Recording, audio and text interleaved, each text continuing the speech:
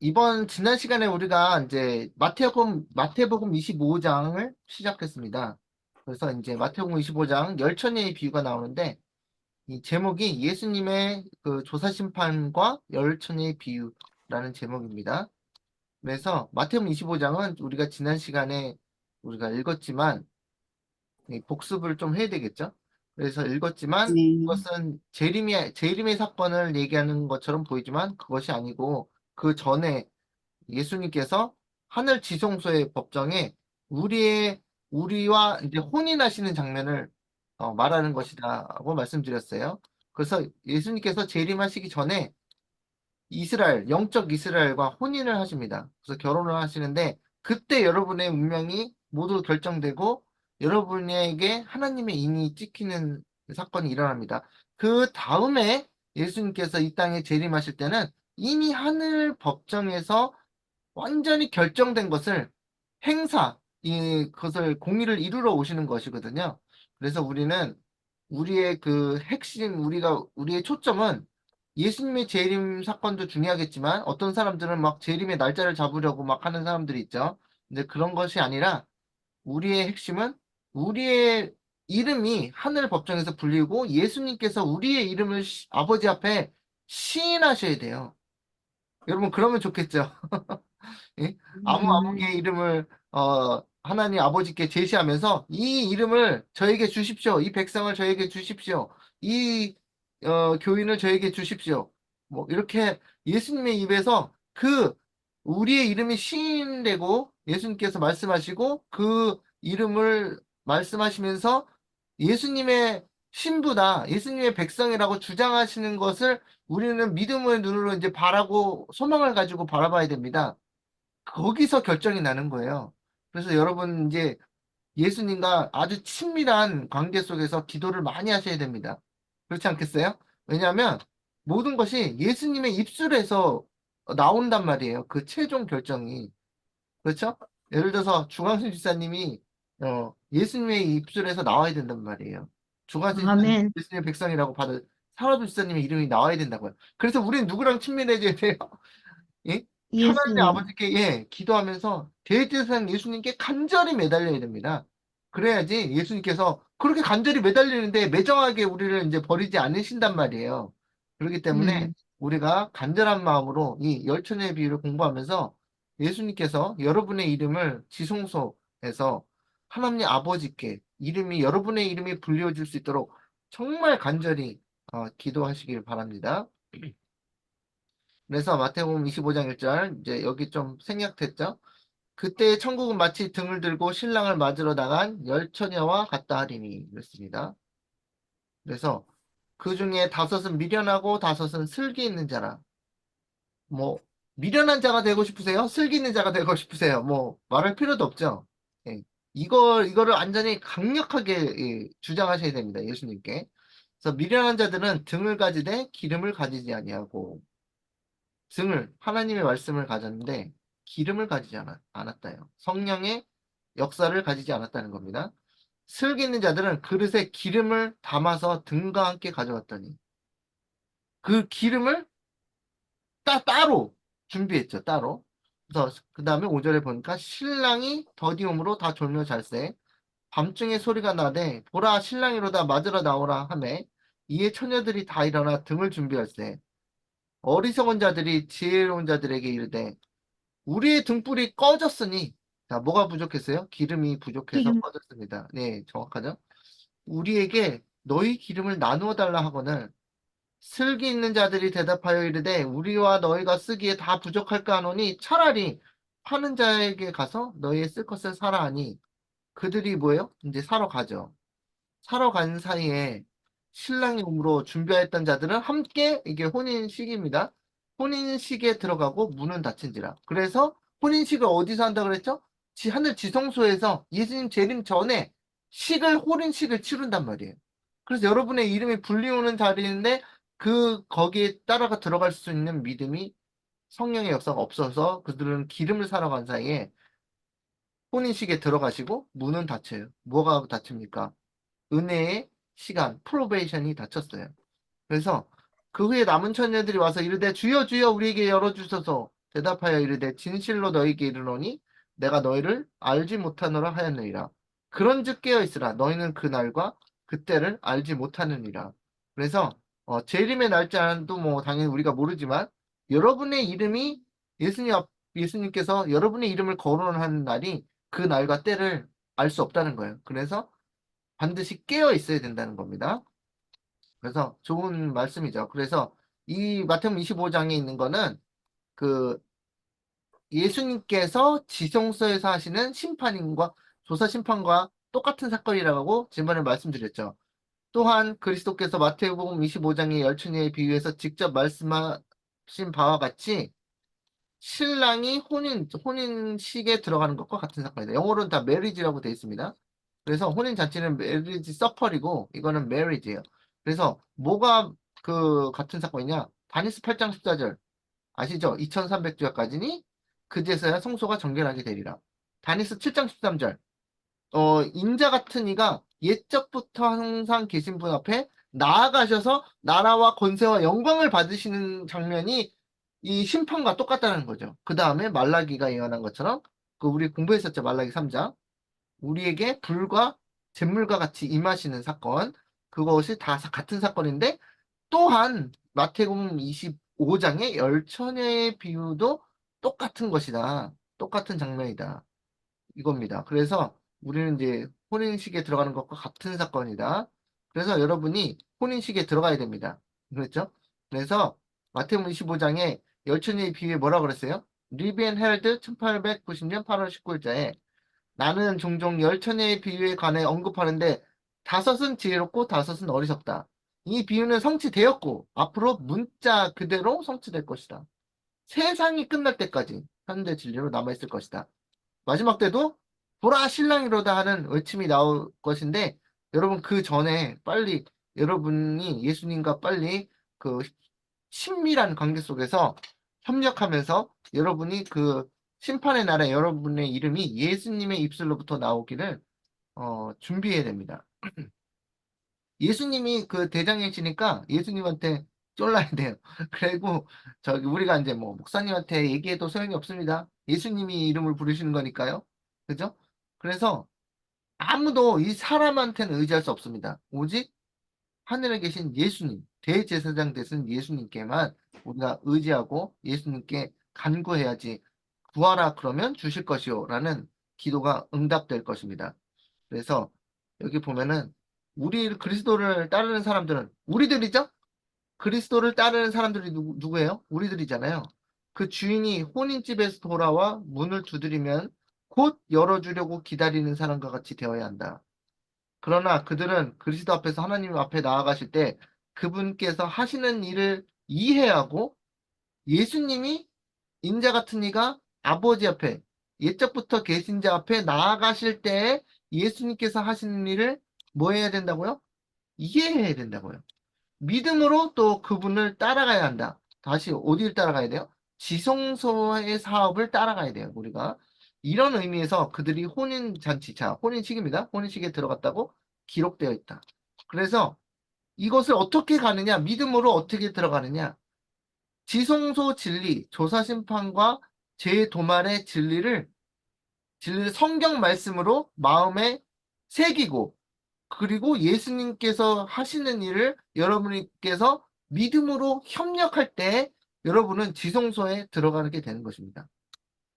그렇게 어렵지 않죠? 우리가 지성소에 들어가기 위해서 에베레스트 산을 정복할 필요가 없습니다. 그죠? 지성소에 들어가기 위해서 대태평양을 바다를 건널 필요가 없어요. 우리가 배로.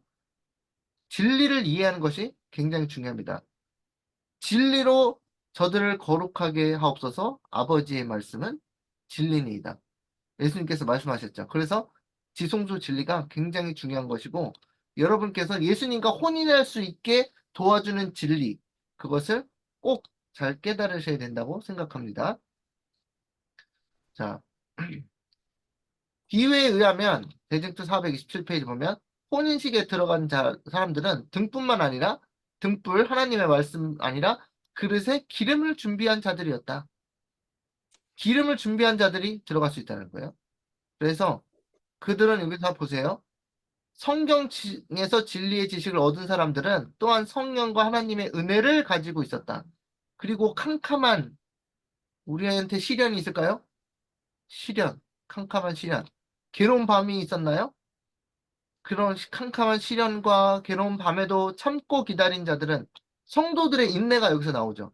더욱 광명한 빛을 얻기 위하여 성경을 상고하였고 그들은 하늘 성소에 관한 진리와 제가 말씀드렸죠? 지성소 진리, 구주의 봉사의 변동을 깨닫고 여러분 우리 이거 다 공부했잖아요. 이게 굉장히 중요한 공부였어요.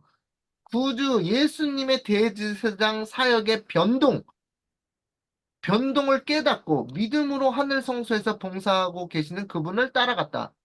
굉장히 중요한 부분이죠, 여기.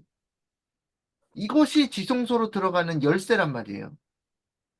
그러죠? 우리가 그래서 이걸 지난 몇 주 동안 뭐 지난 2달 넘게 이걸 공부했잖아요. 하늘성소 진리, 조사심판과 성소 진리를 우리가 공부했잖아요.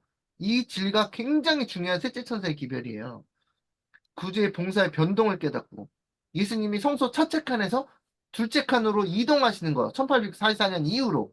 그리고 그것이 들어간 걸 깨닫는 거, 지적으로 동의하는 것만 뿐만 아니라 우리의 그 신앙의 그 삶의 경험 가운데서 우리가 지성소에 들어가는 경험이 예수님께서 우리를 도와주셔서 우리가 경험하는 경험이 따로 있다라는 거예요. 따로. 그래서 우리가 믿음으로 지성소를 예수님이 계시는 곳을 따라 들어가야 된다. 그 말입니다.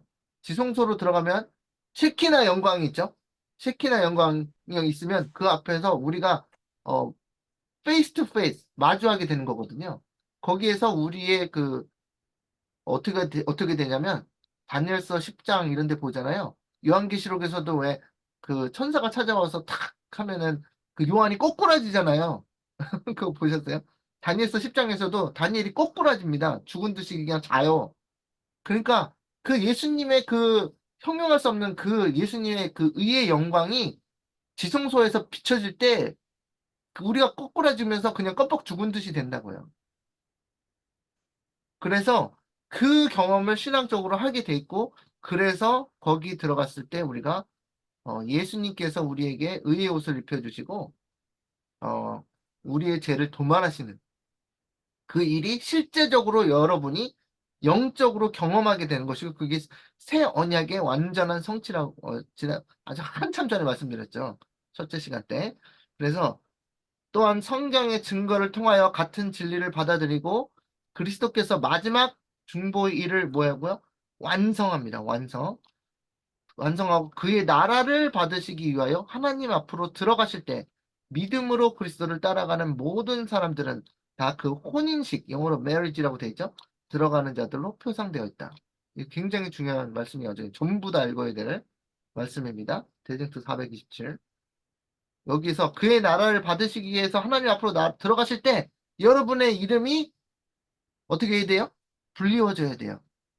그러기 위해서 여러분이 지금부터 여러분이 계속 해오셨겠지만 지금부터라도 더욱더 강렬하게 열렬하게 예수님께 매달리고 예수님 당신의 나라를 받으실 때 저의 이름이 불리워지기 원합니다라는 기도가 간절히 드려져야 되는 것입니다. 지금 어느 정도 평화로울 때 세상이 지금 약간 시끌시끌하죠. 근데 기후 때문에 온난화 때문에 뭐 인도는 52도다. 뭐 한국은 이번 여름에 40도 올라갈 것이다. 뭐 이렇게 점점 이 뭐 토네이도가 오고 이럴 때 그렇지만 이것이 그나마 그래도 더 실재앙처럼 내리진 않을 때 아직 은혜의 시기가 열려 있을 때 여러분이 지금 이 조용할 때 어느 정도 조용할 때 빨리 지성소에 들어가기 위한 준비를 하셔야 된다는 것입니다. 자, 428절 여기 보면은 조선심판의 사업을 마치고 각 시대의 그리스도를 따르는 자라고 공언하는 자들의 판결이 결정되면 바로 그때 은혜의 시기가 끝나고 자비의 문은 닫혀질 것이다. 예비하였던 자들은 함께 혼인 시기에 들어가고 문은 닫힌지라. 그래서 이 산자의 심판이요 굉장히 인치는 시간이 짧게 지나간다고 그랬어요. 파이프인이 뭐라 그랬냐면 인치는 시기는 짧을 것이며 순식간에 지나간다고 그랬습니다. 그래서 이 혼인식에 들어가고 문은 딱 닫혀요. 그 시가 굉장히 짧기 때문에 여러분 어, 경계하셔야 됩니다. 그래서 신물교원 406페이지에 그 신물교원에 보면 열처녀의 비유가 있다고 그랬죠. 따로 챕터가 거기를 이제 읽어보시면 그리스도께서는 신랑을 기다리는 무리를 내려다 보시면서 제자들에게 열처녀의 이야기를 말씀하셨는데 그들의 경험을 예로 들어 당신의 예수님의 재림 언제요? 직분. 100년 전이요?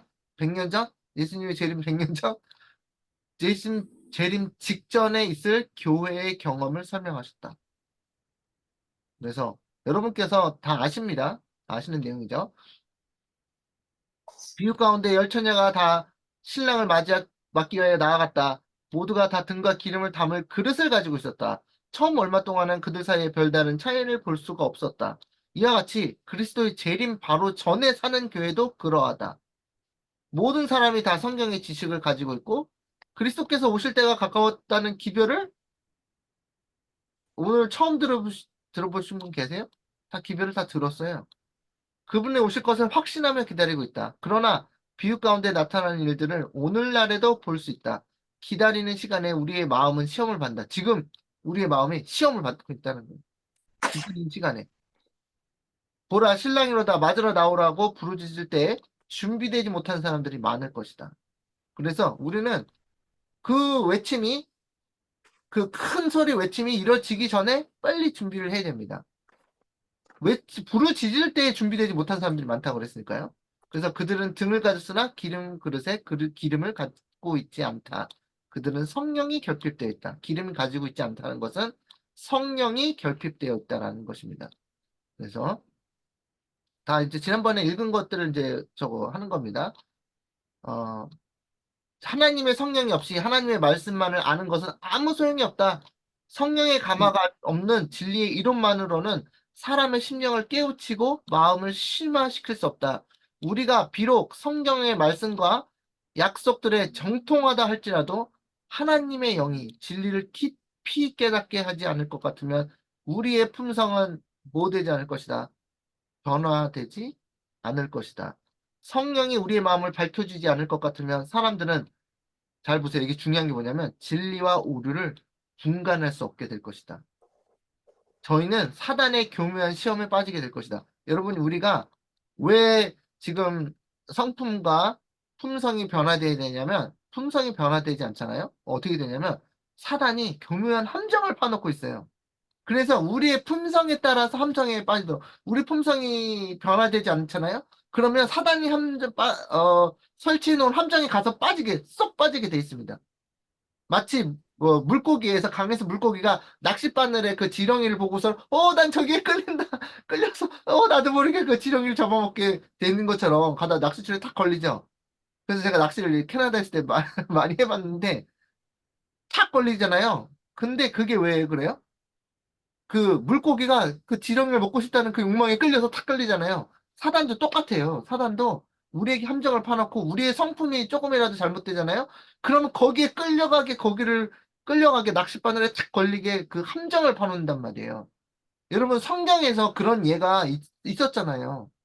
성경에는 그런 예가 많잖아요.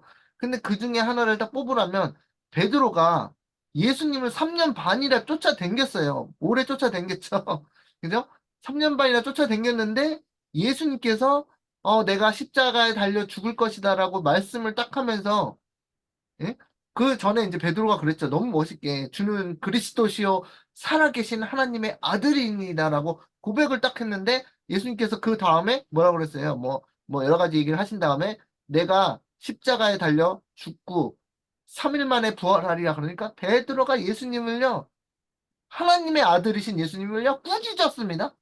여러분 왜 꾸짖었어요? 베드로가 왜요? 베드로한테는 예수님께서 절대 죽으시면 안 되는 이유가 있었어요. 뭐예요? 뭐죠? 베드로는 예수님 왜 꾸짖었을까요? 베드로의 마음에 예수님이 이스라엘의 왕이 되기를 원했거든요. 예수님께서 왕이 되시면 이 수제자인 베드로 나는 뭐가 돼요? 왕 밑에 있는 이 요압 같은 군대 장관이 되거나 무슨 장관이 한 자리 크게 하겠죠. 그 마음, 야망의 욕심을 가지고 있었단 말이에요. 세속적인 욕심을. 그러니까 사단이, 너 그런 마음을 가지고 있네? 오케이, 너한테 딱 걸릴 만한 함정을 준비해 줄게. 딱 그러는 거죠. 그래서 베드로가 예수님, 예수님께서 말씀하셨잖아. 네가 닭이 두 번 울기 전에 나를 몇 번 부인하리라? 세 번 부인하리라. 그러니까 베드로가 거기에 사단이 준비한 함정에 함정을 준비했죠? 예수님 붙잡혀 가시고 거기에 섰는데 사람들이 거기에서 지켜보다가 어디서 맨날 나대는 그 수제자, 베드로가 딱 보이는 거예요. 그래서 베드로 너 저 예수님과 같이 있었던 너잖아. 그러니까는 베드로가 거기서부터 뭐예요? 사단의 함정에 딱 걸려 넘어갔죠. 음. 그죠. 그게 사단이요. 성품이 준비되지 않으면요. 사단이 그런 함정을 다 우리를 위해서 준비해 놓고 있습니다. 그래서 우리가 성령의 가마로 깊인 가마로 우리가 품성이 변화되지 않으면요. 사단이 준비한 그 함정에 다 이게 넘어가게 돼 있어요. 그래서 베드로는 예수님께서 하신 말씀을 들었어야 됐어요. 예수님께서 십자가에 달려 돌아가신다. 그게 십자가의 복음 아니에요? 가장 영광스러운 십자가의 복음의 말씀을 마음에 새겨놨어야 되는데 그걸 새겨놓지 않고 안 돼. 예수님 십자가 죽으시면 나는 뭐가 돼? 나는 군대 장관 해야 되는데 그게 뭐가 돼? 내 욕망에 맞지 않아. 그건 부인해. 그 뭘? 하는 십자가의 복음을 부인했어. 그러니까 환난의 때 딱 사단이 함정이 딱 파놨을 때 그때 준비가 돼야 안 돼요. 준비가 안 된 거예요. 그거 까먹으니까. 그때 만약 베드로가 십자가의 복음을 받아들였다고 생각해 보세요. 아, 그러면 예수님께서 십자가에 달려 죽으시면 십자가에 달려 죽으시면은 그리고 십자가에 예수님을 바라보는 사람 죄 용서를 받겠네요. 아, 예수님 감사합니다. 그렇다면 제가 예수님이 나라 왕이 돼서 군대 장관 시켜줄 저의 욕망은 접어야 되겠네요. 이랬겠죠. 예? 자신의 그 불의한 욕망을 접었겠죠. 그런데 그걸 안 접었죠. 근데 접었으면 예수님께서 십자가에 달려 돌아가시면 너 거기에 있었지 않냐? 그래 맞다. 예수님께서 그렇지만 지금 십자가에 달려 돌아가실 거다. 난 그 앞에서 내가 이렇게 무릎 꿇고선 예수님께서 십자가에 달려 죽으시는 것을 보면서 예수님께 위로를 드릴 거다. 예수님 감사합니다라고 땡큐라고 땡큐 지저스 하고 말할 거다. 이렇게 했겠죠. 그런데 무엇이 없었어요? 베드로에게는 예수님의 해주신 말씀을 까먹었어요. 그냥 버렸어요. 그냥 거부했어요. 말씀을. 가장 중요한 말씀이었는데. 예수님께서 십자가에 달려 죽으실 그 엄청난 복음의 말씀을 베드로는 거부를 했던 거예요.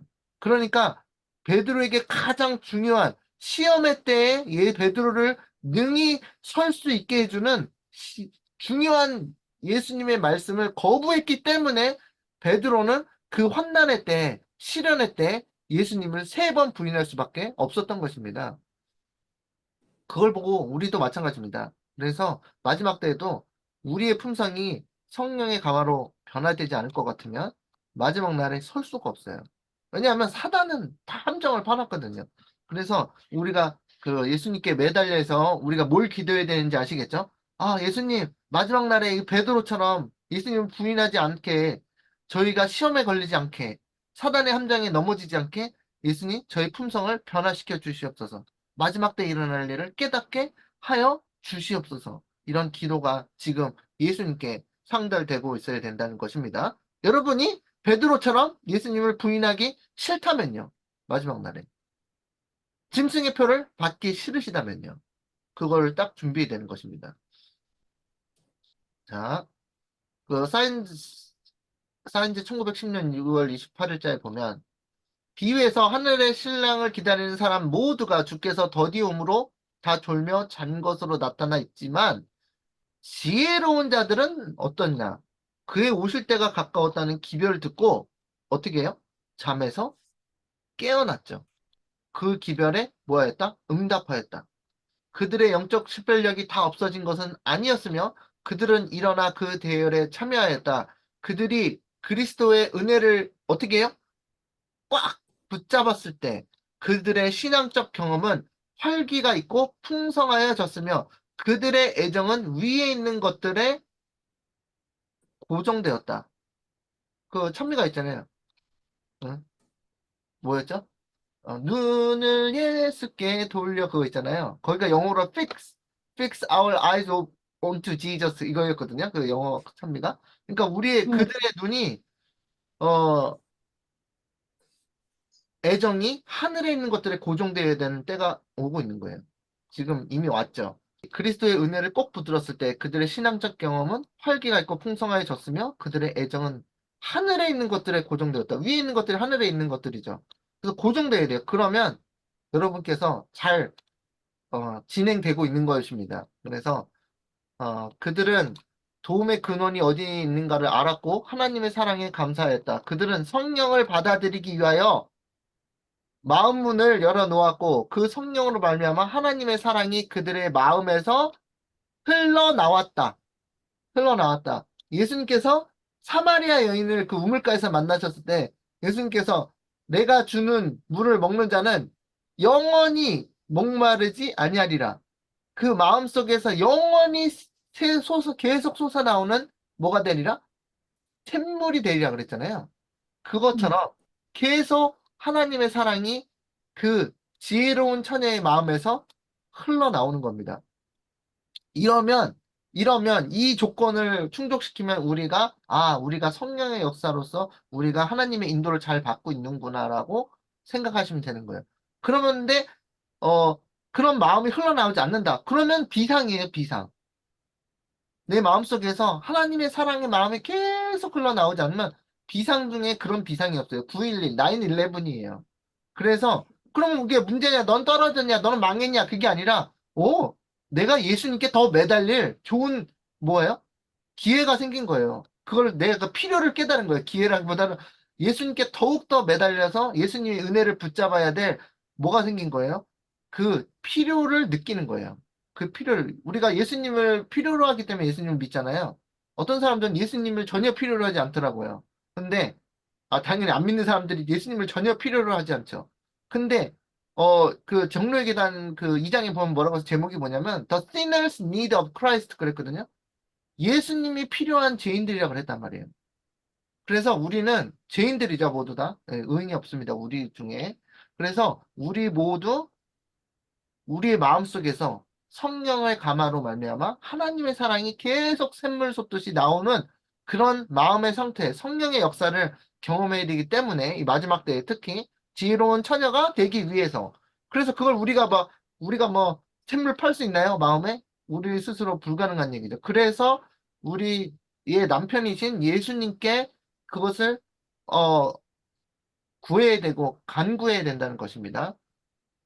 그들이 등잔의 심지를 자르고 손질을 해서 불을 붙여 어, 도덕적 흑암에 쌓여있는 세상의 한결같은 빛을 보내었다. 그들은 하나님을 어떻게 하였어요? 영화롭게 하였으니 하나님을 두려워하며 그에게 무엇을 돌리라? 영광을 돌리라. 첫째 천사의 기별이죠. 이는 그들이 마음에 은혜의 기름을 가졌기 때문이며 하나님께 영광을 어떻게 돌려요? 우리의 마음에 은혜의 기름, 성령의 기름을 가지면 하나님을 영화롭게 할 수밖에 없는 상태에 이른다는 것입니다. 그리고 이제 하나님께 영광을 돌리는 것 중에 일단 읽고 말씀드릴게요. 그들의 주님이 그들 앞서 행하신 일, 곧 잃어버린 자를 찾아 구원하는 일을 하려고 나아갔기 때문이었다. 그래서 우선 우리가 하나님께 영광을 돌리는 것은 뭐 마태복음 그런데 보면은 이러므로 너희의 선한 일로 하나님 아버지께 그들이 하나님 아버지께 영광을 돌리게 해라. 이런 말씀 있잖아요. 그것도 맞아요. 그런데 또 뭐가 영광을 돌리는 거냐면 우리의 죄를 예수님께 드리는 게 하나님께 영광을 돌리는 겁니다. 그거 알고 계시죠? 당연히. 우리의 죄를, 우리의, 우리의 마음을 살피고, 우리의 죄를 가지고 있던 죄를, 꼭 지고 있던 죄를, 뭐, 욕심이나, 뭐, 미움이나, 뭐, 어떤, 뭐, 여러 가지가 있겠죠. 근데 그런 것을 예수님께 가져가라고 드리는 게 예수님께 영광을 돌리는 거예요. 그게 왜 예수님께 영광을 돌리는 거냐면, 하늘에서 지켜볼 때, 예수님께서 저 죄인들을 어떻게 하실지 보자, 이렇게 지켜보고 있잖아요. 우리 같은 죄인들을 어떻게 구원하시는지 보자 그러는데, 예수님께서 우리가 죄를 드리는 것도 회개란 것도 예수님의 능력을 받아서 하는 거고, 회개도 하나님의 선물이고, 믿음도 하나님의 선물인데, 예수님께서 우리에게 회개의 심령을 주세요. 그러니까, 와, 예수님께서 회개의 심령을 저 죄인들에게 주시는구나, 천사들이 보고 있어요. 그런데 그 회개의 선물 때문에 죄인들이 회개하면서 죄를 예수님께 드리거든요. 그러니까 예수님께서 그걸 받아서 처리하시는 걸 보면서 온 하늘에서 예수님께 영광을 돌린다고요. 예수님께 구원하심이 여호와께 있도다 하면서 굉장히 그 예수님을 높이신다고요. 그래서 예수님께 영광을 받으세요. 아, 저런 죄인들도 예수님께서 구원하셨도다. 예수님께 영광을 돌리세요. 그런단 말이에요. 그래서 우리가 예수님께 하나님 아버지께 영광을 돌릴 수 있는 것은 가장 첫 번째가 뭐냐면 우리가 예수님께 우리의 죄를 가져가 달라고 부탁하는 거야. 우리 이웃 사람한테 내 죄를 책임져 주세요 하면 이게 무례한 일이 되지만 제가 잘못했는데 대신 제 벌금 1,000만 원 내주세요 그러면 이 사람들한테 굉장히 무례하잖아요. 그러잖아요. 그런데 예수님께 그것을 한다면 예수님께 오히려 영광을 돌리는 것이다. 예, 그 일을 하면 됩니다. 영광 돌리는 일이 그렇게 생각해보면 어렵지 않다는 것이에요. 자, 미련한 처녀에 그 관해서 또 나옵니다.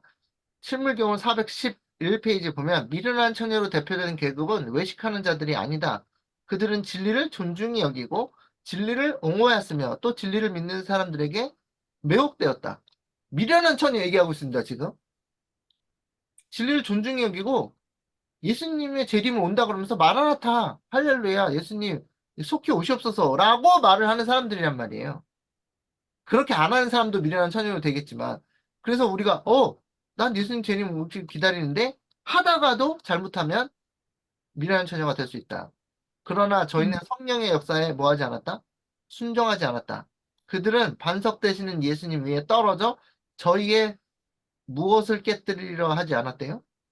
일성질. 성질. 우리가 좀 한 성질 하는 게 있나요? 있잖아요. 그 성질을 깨뜨려 버려야 되는데 자의 그 성질을 깨뜨려 버렸는데 예수님의 반석에 탁 떨어뜨려 가지고 이제 다 박살을 내야 되는데 그렇게 하지 않았다. 이 계급은 또한 돌밭에 떨어진 씨로 묘사된 청중을 대표한다. 그들은 주저하지 아니하고 말씀을 받았으나 우리 다 말씀 잘 봤죠? 그 말씀의 원칙을 실천하지 않았다. 그 말씀의 가마력은 순간적이었다. 성령이 사람의 마음속에 역사하게 되고 이 역사를 당사자가 갈망하고 동의하게 될 때 그의 안에는 무엇이 심어지게 돼요? 새로운 품성이 심어지게 됩니다. 그래서 계속 하나님의 사랑이 마음이 샘물 솟듯이 흘러나오게 된다는 것입니다. 이게 완전히 퍼마넨트하게 확 찍혀야지 그게 뭐예요? 하나님의 인을 받는 거예요. 그게. 어쩌다가 우리가 어쩌다 이거 뭐 다 우리가 똑같은 경험을 비슷한 경험을 하고 사니까 교회 나가서 어느 날은 은혜를 많이 받고 그러면 우리가 정말 성화 잘 되는 것 같고 그러잖아요. 그잖아요? 근데 사단이 어떻게 생각해요? 네가 교회 좀 나가서 은혜를 좀 받아서 네가 좀 성화가 되어 가는 것 같으니 하면서 아주 우리의 마음을 콱콱 찌르고 우리의 그 본성을 시험하는 엄청난 시험이 임하죠. 시련이 임하죠. 그때 그 사단이 우리를 잡아뜨려 놓고 어림도 없지 이렇게 한단 말이에요. 그런데 의인은 몇 번 넘어져도요? 7번 넘어져도 다시 일어나려니와 하는 말씀처럼 우리가 그 목표를 향해서 넘어졌어. 나 이제 100m 안 뛸래. 이제 창피해서 안 뛸래. 있잖아요. 100m. 옛날 어렸을 때 운동회 하면은 100m 달리기 하는데 중중에 탁 넘어진 거예요. 돌에 넘어져서. 내가 지발에 걸려서 넘어졌는데 이제 아우 창피해. 사람들 다 쳐다보는데 넘어졌어. 그래서 이제 안 일어나고 안 달릴 수도 있겠죠. 근데 의인은 7번 넘어져도 그 목표를 향해서 내가 1등 하지 않아도 저 그 피니시 라인을 내가 통과하겠다는 강력한 의지를 가지고 7번 넘어져도 다시 일어나서 달리는 것이 믿음으로 말미암는 의인입니다. 여러분께서도 사단이 우리를 너무 많이 넘어뜨리고 시련으로 우리가 얼마나 그 부족한 것인지 보여주고 네가 무슨 교인이냐, 네가 무슨 예수님 믿는 사람이냐, 크리스찬이냐 이럴 때 그것에 낭망하지 않고 다시 일어나서 7번, 8번 일어나서 다시 예수님께서 약속하신 그 구원을 향해 달려가시기 바랍니다. 자, 그러나 미련한 처녀로 대표된 계급은 단지 피상적이고 표면적인 행위만으로 만족하는 자들이다. 유대인 당시에 바리새인들이 굉장히 표면적인 행위로 만족하는 사람들이었어요. 오죽했으면 예수님께서 너희들은 회칠한 무덤이다. 무덤 안에는 그냥 썩어가는 그런 시체가 있는데 겉으로는 그냥 어떻게 그냥 하얀 페인트를 가져가지고 그냥 회칠을 쫙 했다 반듯하게. 예? 그 선지자를 돌려쳐서 죽여놓고 선지자의 무덤은 완전히 삐까뻔쩍하게 만들어놨다. 그게 당시였어요. 그러니까 그 예수님 초림 당시에 미련한 처녀가 누군지 다 아시죠? 네? 미련한 지혜로운 처녀는 오히려 더 우리 손가락질 받는 예수님께서 말씀하셨던 것처럼 너희들보다 바리새인들아 너네들보다 창기와 세리들이 먼저 하늘나라에 들어갈 것이다.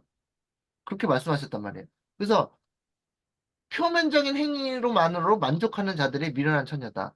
바리새인들이 길거리에서 사람들이 다 보이게 기도했죠. 막 거룩하게 길거리에서 크게 기도했죠. 다른 사람들이 다 쳐다보게. 그렇게 기도했대. 왜요? 뭐에 만족해요? 표면적인 행위와 그것을 쳐다보는 사람들의 존경심만으로 살았단 말이에요. 그걸 먹고 살았단 말이에요. 그들은 하나님을 알지 못한다. 바리새인들이 하나님을 알지 못했죠. 예수님을 죽이려고 그랬으니까요, 오히려. 그들은 하나님의 품성을 연구하지도 않고 하나님과 교제하지도 아니한다. 그러므로 그들은 하나님을 의지할 줄도 모르고 하나님을 쳐다보고 살 줄도 모른다. 미련한 처녀가 되면 이렇게 된다는 것입니다. 그래서 이걸 거꾸로 하면 되죠. 거꾸로. 하나님을 의지하고 살아야 되고 하나님을 쳐다보고 살아야 된다는 것입니다. 하나님의 품성을 연구하지도 않는 것이 미련한 처녀니까 우리는 하나님의 품성을 연구해야 됩니다. 피상적이고 표면적인 행위만으로 만족하면 안 돼요. 자, 이것이 미련한 처녀가 다 되기 싫으니까 우리 모두 100%. 그래서 사도 바울은 이러한 상태가 예수 재림 직전에 사는 사람들의 특성이 될 것이라고 밝히 말했다. 그는 이렇게 말한다. 말세에 고통하는 때가 이르리니 사람들은 자기를 사랑하며 쾌락을 사랑하기를 하나님 사랑하는 것보다 더하며 경건의 모양은 있으나 경건의 능력은 부인하는 자니 이 같은 자들에게서 내가 돌아서라. 자, 어리석은 처녀에 대해서 우리가 많이 배웠습니다. 자, 여기 청년 지도자 중요한 말씀이 있습니다. 1896년 1월 10일 보면은 이게 유스 인스트럭터라 그래가지고 어, 번역이 안 돼 있습니다. 한국말로. 그래서 제가 이거 번역한 건데 혹시 번역된 게 있을 수도 있어요. 근데 제가 못 찾아가지고 자, 우리는 지금 가장 위험한 시기에 살고 있다. 그러므로 그리스도의 오심을 위한 준비를 하는데 태만하면 안 된다. 아무도 위기의 때까지 기다려서 그날에 설 수 있는 성품의 준비를 얻을 생각으로 기다리는 미련한 처녀의 모본을 따르지 말라. 자, 보세요. 손님들을 불러들여서 예복을 검사하는 때에 그리스도의 의를 그때 구하려면 이미 너무 늦게 될 것이다. 영어로 too late. 너무 늦게 될 것이다. 그러니까 미련한 처녀가 어떠냐면, 아직 오실 때가 안 된 것 같아. 그때 좀 위대를 법령이 내린다 그러면 뭐 약간 그때쯤에 가서 우리 준비하자. 이런 식으로 마음을 시간을 재고 있다면 큰 코 다친다는 거예요. 위기의 때에는요, 위기의 때까지 기다리면 돼야 안 돼요. 품성을 준비하기 위해서. 지금은 위기가 아니니까 일단은 좀 기다렸다가 위기의 때가 오면 그때 준비하자. 그 마음이 올바른 마인드예요? 아니죠. 위기의 때는요, 여러분의 품성이 그냥 드러나는 것 뿐이에요. 기름이 있나 없나를 알 뿐이에요. 지금 준비는 지금 해야 됩니다. 지금 그래도 좀 위기가 좀 있어 보이는데. 그래서 그날에 설 수 있는 성품의 준비를 그때 할 수 있다고 착각하면 안 됩니다. 그러면 바로 이제 미련한 처녀가 되는 것이고요. 손님을 불러들여서 예복을 검사하는 때 그리스도의 의를 성품의 의의 옷을 구하려면 이미 너무 늦게 될 것이다. 언제가 준비해야 되는 때냐면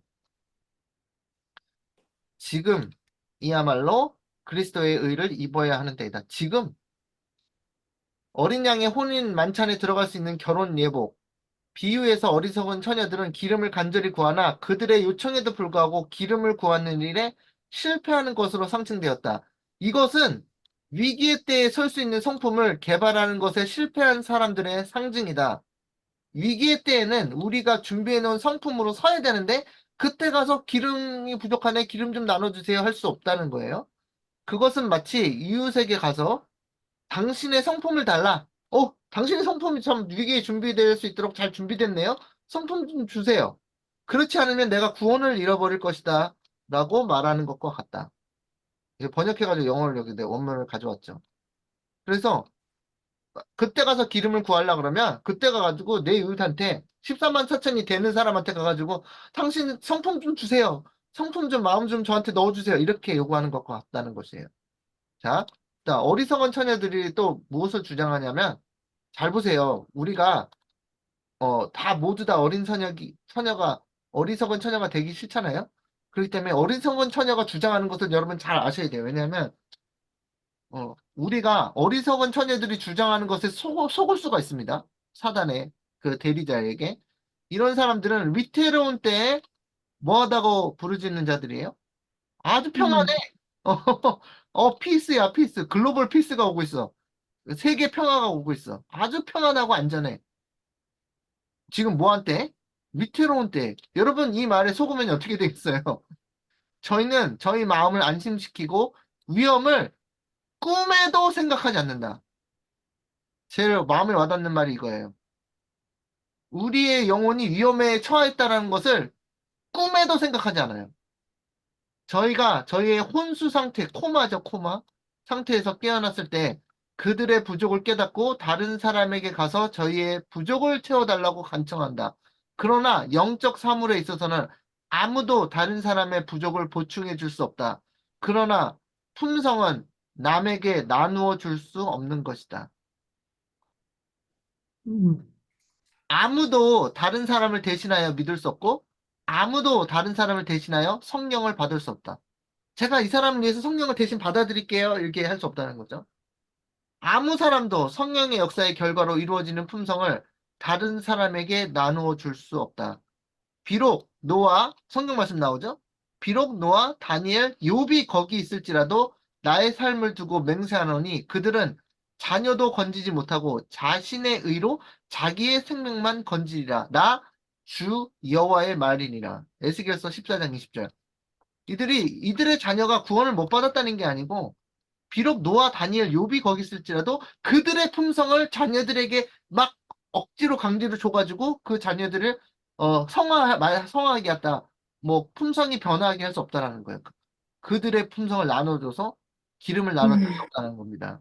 그래서 어, 우리가 그때 가서 우리가 의지하는 어떤 분들이 있나요? 신앙적으로 그런 게 아무 소용이 없게 된다는 겁니다. 그래서 우리는 스스로의 힘으로가 아니라 스스로 예수님께 은혜를 붙잡는 일이 일어나야 된다는 거예요. 스스로 예수님께 나아가는 거예요. 누가 내 대신 나아가서 왜 천주교에서는 맨날 마리아한테 기도해서 마리아가 예수님께 부탁하잖아요. 그게 아니고 우리 스스로 기도하고 우리 스스로 예수님의 보좌를 붙잡아야 된다는 겁니다. 은혜의 보좌를 붙잡아서 예수님과 일대일 개인 관계를 통해서 우리가 그 성령의 감화로 품성이 변화되어야 된다는 것입니다. 굉장히 중요한 부분입니다. 자, 품성은 언제 드러날까요? 우리의 품성은 언제 드러날까요? 여기 화이트분이 이렇게 얘기했습니다. 품성은 위기의 때에 드러난다고 했어요. 위기가 딱 닥치면 여러분 다 아시겠죠? 그 일요일 법령에 짐승표가 딱 내렸어요. 그러면은 우리가 생각하던 품성이 좋고 믿음이 좋은 사람들이 딱 위기의 때 믿음을 발휘해서 딱 할 거라고 생각하잖아요. 우리가 평소에, 저분은 확실하게 믿음으로 준비된 사람이야. 딱 그러잖아요. 그러지 않을 수도 있다는 거예요. 그래서 위기의 때, 뭐 그럴 수도 있지만, 위기의 때에 딱 드러나는 거예요. 위기의 때. 그 사람의 믿음이 그, 밑바닥이 드러나는 거예요. 밑바닥.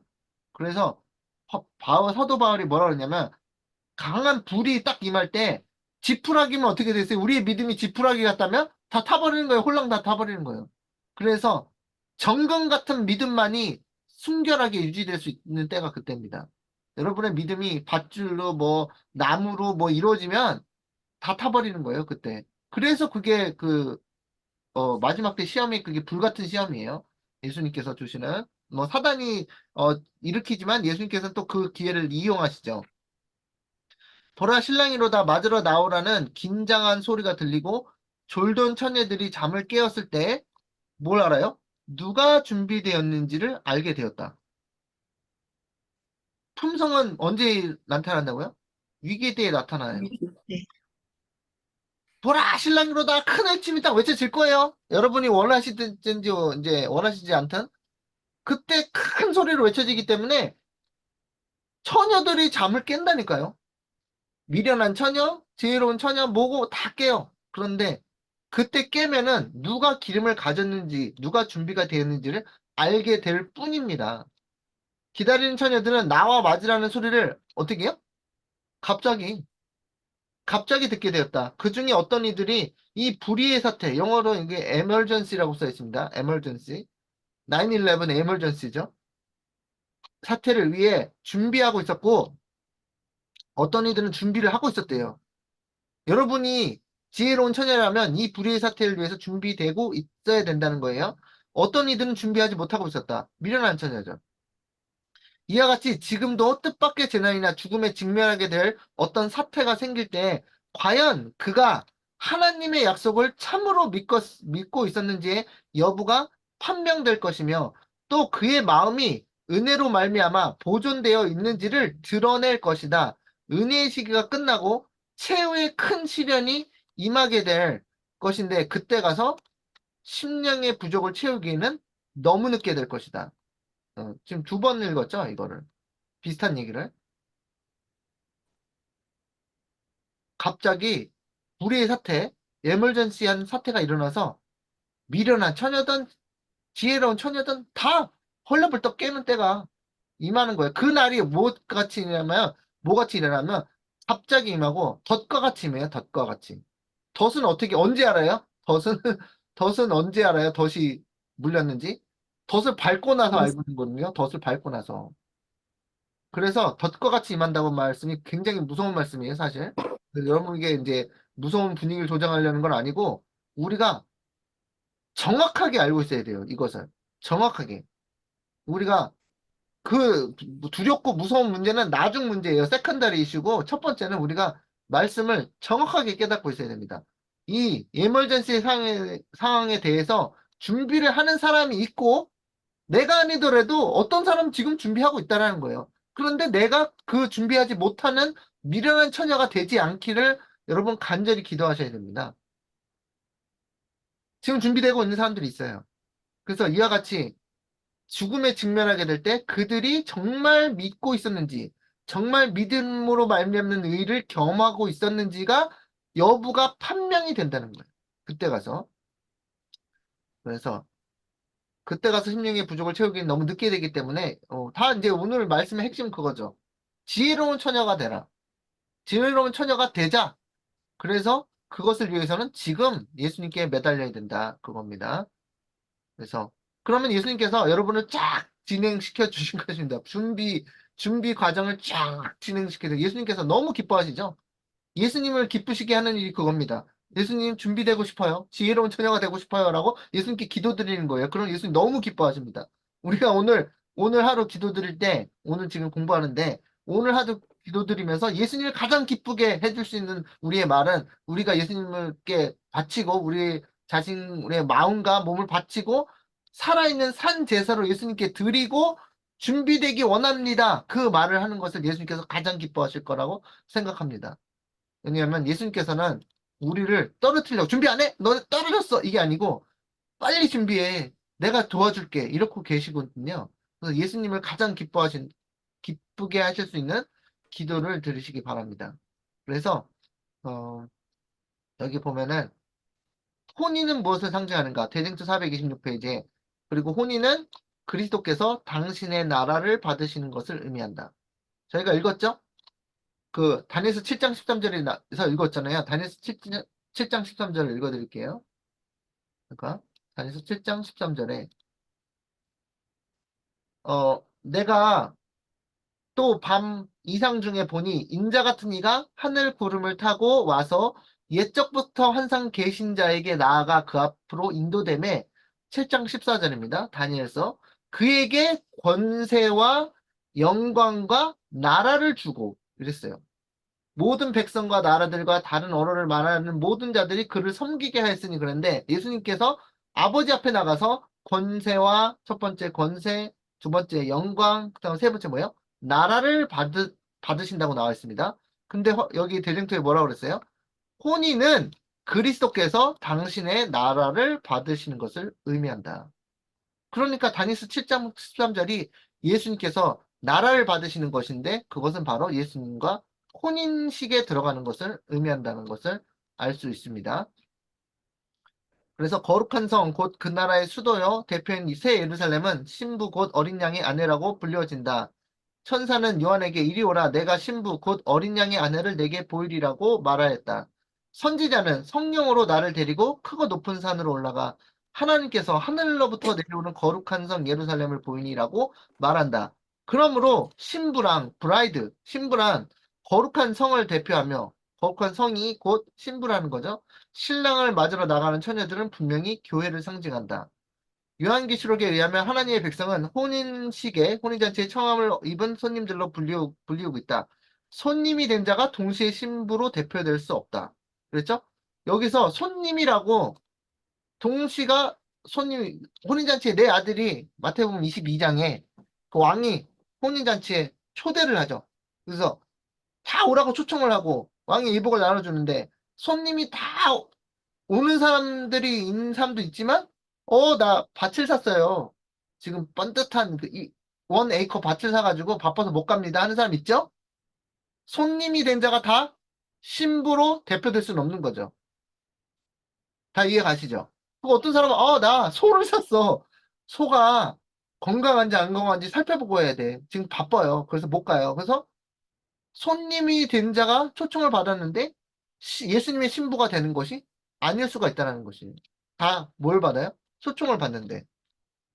그래서 여러분은 다 초청을 받아서 손님이지만 반드시 뭐가 되어야 돼요? 예수님의 신부가 되어야 됩니다. 왜냐하면 거절하는 사람들이 있기 때문에. 그래서 보면 요한계시록 19장 9절에 천사가 내게 말하기를 기록하라 어린 양의 혼인잔치에 청함을 받은 자들은 복이 있도다 하고 또 내게 말하되 이것은 하나님의 참되신 말씀이라 하기로. 그래서 여러분 우리 다 어, 예수님의 혼인잔치에 청함을 받았습니다. 근데 말씀에 뭐라고 했냐면 청함을 받은 사람은 많대? 택함을 받은 사람은 많대요? 적다고 말씀하셨습니다. 그래서 우리가 다 모두 청함을 받았고 지성소로 들어오라는 그 지성소의 기별도 받았습니다. 그런데 우리가 거기에 들어갈지 예수님께 매달려서 대속죄일의 경험을 할지는 여러분의 선택에 달려 있어요. 그래서 여러분께서 지혜로운 처녀가 되고 싶으시다면 정말로 그것을 갈망하신다면 그 초청의 부름에 모든 것을 다 제껴놓고 그것이 여러분의 인생에 있어서 가장 중요한 거예요. 그 초청에 받아서 지성소로 들어가는 것이. 그 혼인식의 초청에 꼭 응하시고 바쁘다고 안 들어가는 게 아니고 소를 샀다고 안 들어가는 게 아니고 그것이 인생 유일의 가장 중요한 가장 핵심적인 사건이라는 것을 우리가 말씀으로 깨달으시고 그 혼인식에 꼭 응해서 지성소에 들어가셔서 예수님의 정결한 신부가 되시길 바라면서 오늘 어, 말씀을 마치도록 하겠습니다.